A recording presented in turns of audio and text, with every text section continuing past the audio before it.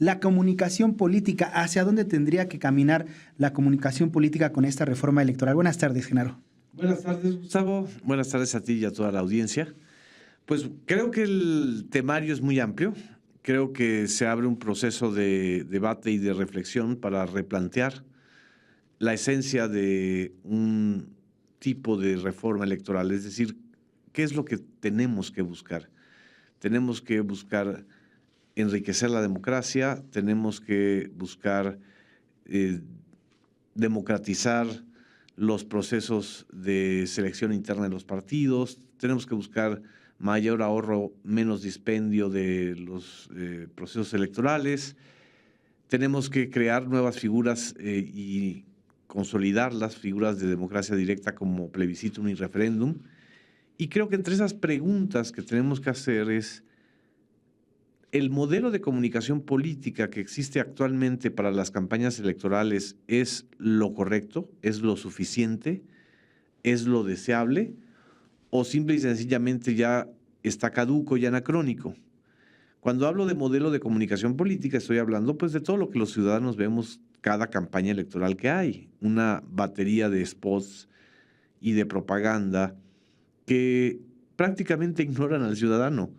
Es como una especie de monólogo, un monólogo permanente, carísimo, porque además hay una producción que se realiza a través de casas mercadológicas o productoras, y que el INE va pautando en los medios comerciales, privados y públicos, y hasta en las plataformas digitales, de una manera que yo creo que ya la gente está agotada de lo que yo he llamado la espotización de la política, reducir una contienda o una propuesta a 30 segundos de spot o a un minuto de una cápsula informativa o propagandística, empobrece el debate público, empobrece la comunicación, no la enriquece, no la alienta y mucho menos garantiza la equidad.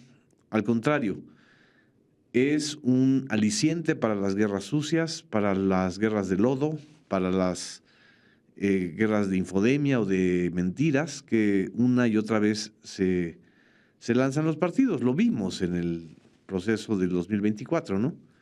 A nivel federal hubieron 3 debates, los debates ya estaban definiendo y perfilando una clara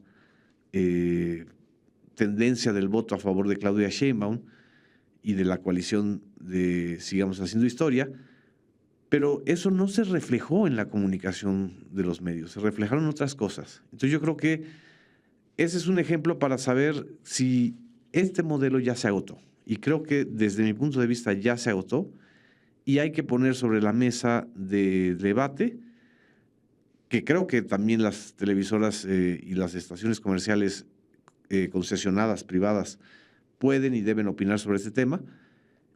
Creo que hay que enriquecer mucho eso y que hay que eliminar toda esta parte en donde el INE se convierte en una especie de regulador de medios y no de promotor de la democracia.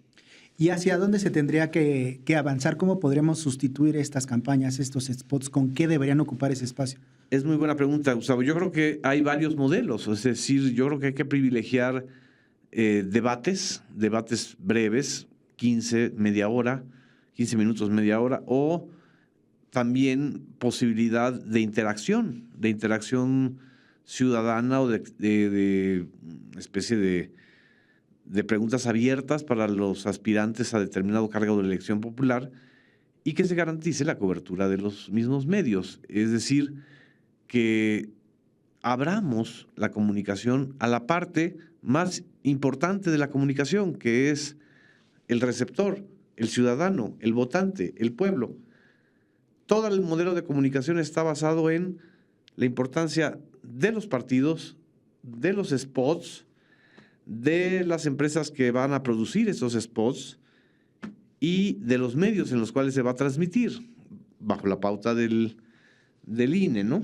Entonces yo creo que eso ya se agotó, hay que replantearlo y sería una solución también a un exceso de burocracia terrible que hay en torno al a la fiscalización de los spots. Habría un obstáculo, ¿no? Que es esta economía electoral que se genera en campañas. Eso que dices, ¿no? Todas las agencias de publicidad, los marqueteros, las productoras, ¿cómo? Pues también habría que incluirlos en este debate, pero esperando que encontraran opciones para eso. Hay que incluir a todos. Hay que incluir a comunicadores, a periodistas, a agencias mercadológicas, a agencias de consultoría, a encuestadoras, pero el proceso de comunicación no es propiedad de las agencias de mercado.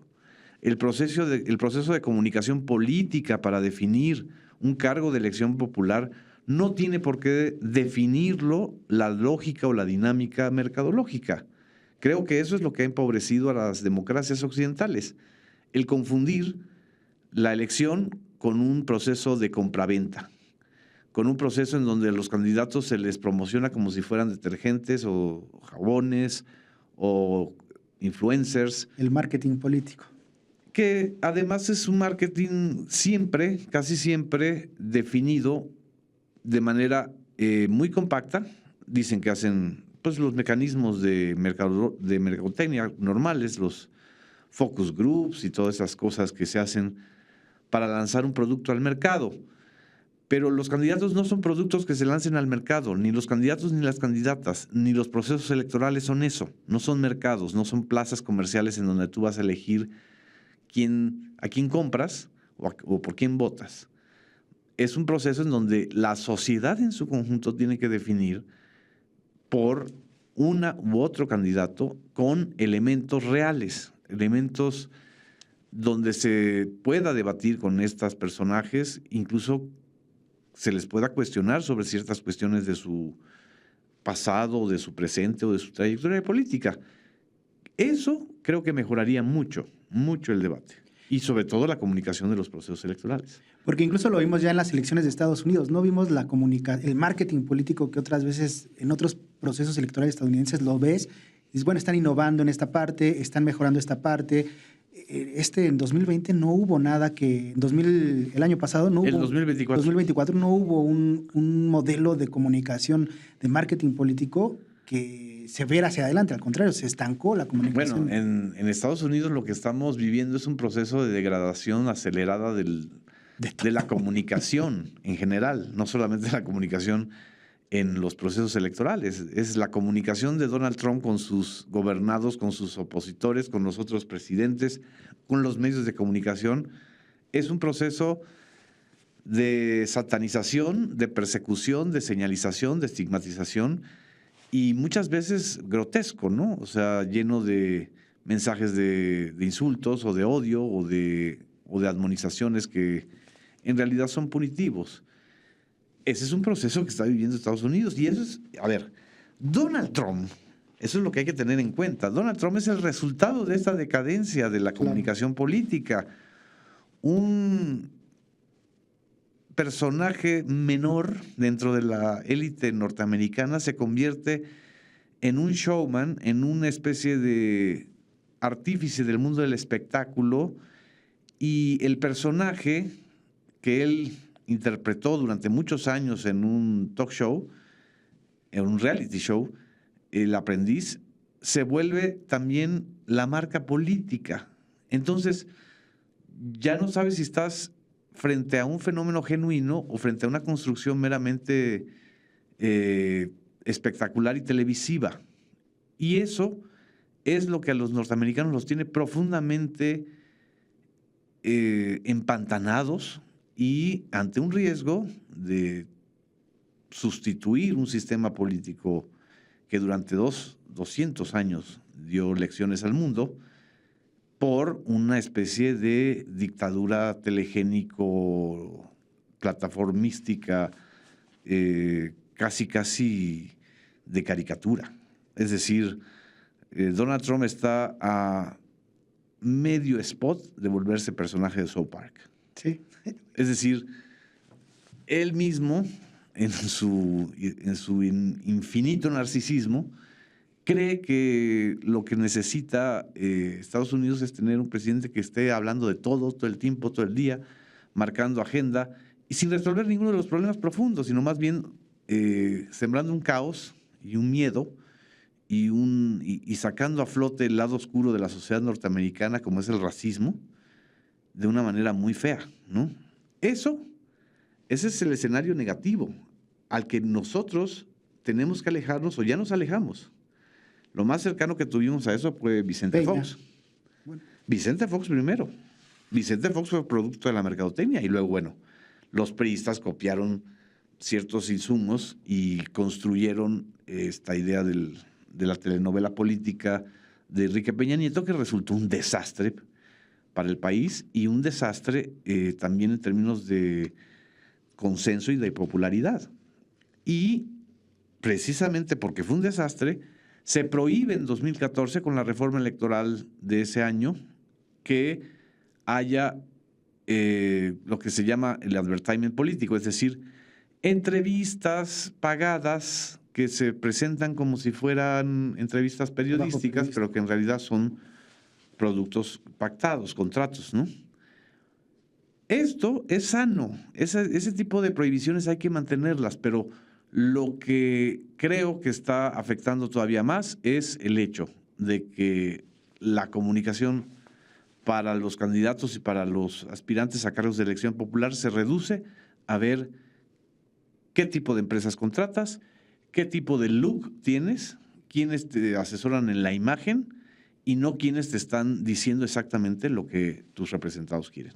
Y el otro elemento que puede ser o un aliado muy importante o un obstáculo importante son las redes sociales. Claro. ¿Cómo, no sé, si limitar, si regular la conversación política en redes sociales? ¿Cómo podría hacerse? Más que regular, lo que se necesita es cambiar la dinámica.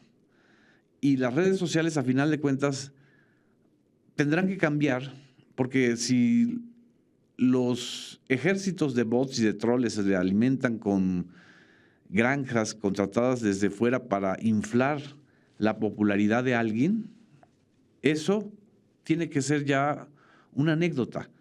No tiene por qué ser lo que cuente o lo que defina o lo que determine una elección, sino más bien la capacidad o el carisma o la trayectoria o los compromisos o los acuerdos que lleguen cada candidato o candidata con sus representados, con su distrito, con su municipio, con el estado para el que contienden, o como legisladores con sus propios representados. Es decir, en una contienda como la que viene de 2027, que es la elección federal junto con algunos estados concurrentes que van a elegir gobernadores. Y la judicial, el resto de la judicial. Bueno, y además la otra parte del Poder Judicial, que también tiene sus complejidades, ya lo vimos en este primer ejemplo de elección judicial que dejó muchas cosas en el tintero. Una de esas cosas que se dejaron en el tintero fue precisamente la incapacidad de comunicarse, ¿no? Y de segmentar esa comunicación. Si nos vamos a un 2027 con estos mismos vicios y con estas mismas taras, vamos a estar observando pues una degradación del debate y de la contienda política para irnos por lo anecdótico, por los memes o por las infamias o las calumnias en contra de uno u otro candidato. Y que al final limitan el acceso de la ciudadanía a un debate público y a la participación. Al final lo que genera muchas veces es apatía, o más bien distancia, o más bien indiferencia o hartazgo. Y yo creo que eso es lo que hay que cuidar. México tiene una alta participación ciudadana en los procesos electorales federales. Eso que vivimos en el 2024, este proceso de voto mayoritario, casi 36 millones de votos para la presidenta Claudia Sheinbaum, un nivel de participación cercano al 60% del padrón electoral, es un gran capital político para la democracia mexicana, incluyendo el voto de los opositores, incluyendo el nivel de participación de los opositores. Entonces, lo que hay que buscar es acrecentar esa participación, no disminuirla, no apostarle a la hipersegmentación para que entonces solo sea un grupo minoritario el que defina una elección, ¿sí? Sino que sea un proceso que despierte el interés y el involucramiento de los ciudadanos. Muy bien, muchas gracias, Genaro. ¿Qué más le tenemos que poner atención de esta conversación que apenas se abre de la reforma? Yo estoy insistiendo en ese tema porque es el que nos involucra más como a mí como titular del SPR y como alguien que está viviendo estos temas a través del Canal 14 o a través de los otros medios públicos, que tenemos que ceñirnos a un régimen de sistemas comunicacionales muy espotizado, ¿no? Y muy acartonado y muy burocratizado. Yo creo que hay otros muchos temas muy importantes, en especial el tema del régimen de financiamiento, de cuánto pues, debe costar un proceso electoral en México, cuánto más se le debe apostar a la formación de cultura democrática a través de medios, a través de libros, a través de conferencias, a través de muchísimos mecanismos necesarios. Y creo también que en este momento, en esta coyuntura, es muy importante otra vez debatir sobre los mecanismos de consulta o de democracia directa, como la consulta popular, como los referéndums y como muchos otros mecanismos que debe tener la ciudadanía para incidir en las decisiones. Ahí está. Yo también creo que ahí es un punto importante, esta herramienta, aprovechar estas herramientas, apoderarnos de estas herramientas para incidir en la vida política de nuestro país. Muchas gracias, Genaro. SPR Informa. Tus causas son noticia.